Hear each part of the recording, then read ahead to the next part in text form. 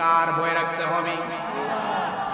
আল্লাহর ভয় যদি অন্তরে থাকে রে ভাই, তাহলে ভালো করে শুনুন আল্লাহর ভয় কেমন। বাইজিদ বুস্তামি রাহমাতুল্লাহ আলাইহির যুগে আপনার আমার মতো একজন এমন মানুষ ছিল, সারা জীবন জিন্দেগি চুরি ডাকাতি রাহাজানি লুটপাট লুণ্ঠন জিনা ব্যভিচার অত্যাচার যত রকমের গুনাহ আছে সব সে বান্দা করেছে।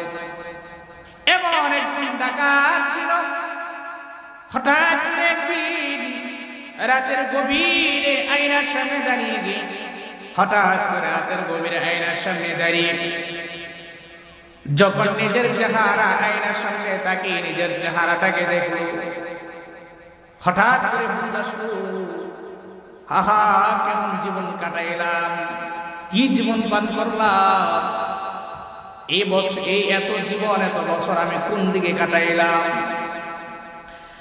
বাইজিদ বুস্তামি রাহমাতুল্লাহ আলাইহির যুগে এই ব্যক্তিরা যে রাজারে আয়নার সামনে দাঁড়িয়ে এবার দেখে, আমার মাথার চুল তো এমন সাদা ছিল না, আমার দাড়ি তো এমন সাদা ছিল না, আমার শরীরের চামড়া তো এমন বলকাতি ছিল না, আমার শরীরের চামড়া তো টানা ছিল, আমি তো ছিলাম টকটকে সূর্যবীর্য একজন যুবক।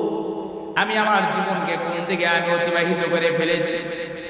আমার বন্ধু বান্ধব তারা কই, আমার সাথীরা তো আজ দুনিয়ায় অনেকে নাই, যাদের সাথে খেলাধুলা করতাম, একই টেবিলে বসতাম, একইভাবে চলাফেরা করতাম, আজ অনেকেই নাই।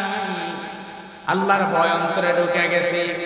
কিছুক্ষণ পর মসজিদের মিনার থেকে আযানের ধ্বনি, আসসালাতু খায়রুম মিনান নাওম, ঘুম থেকে নামাজ পড়ো, ঘুম থেকে নামাজ পড়ো। এবার ব্যক্তি আল্লাহর ভয় অন্তরে ঢোকার পর দৌড়ে এসে মুয়াজ্জিন সাহেব ইমাম সাহেবরে খুঁজে, কই আপনারা কোথায়? আমার জন্য কি আল্লাহ তাআলার মাগফিরাতের দরজা আছে, খোলা আছে কিনা? এবার তারা এই আয়াত শোনাতে বলে, কুল ইয়া ইবাদিয়াল্লাযীনা আসরাফু আলা আনফুসিহিম লা তাকুনাতু মির রাহমাতিল্লাহ।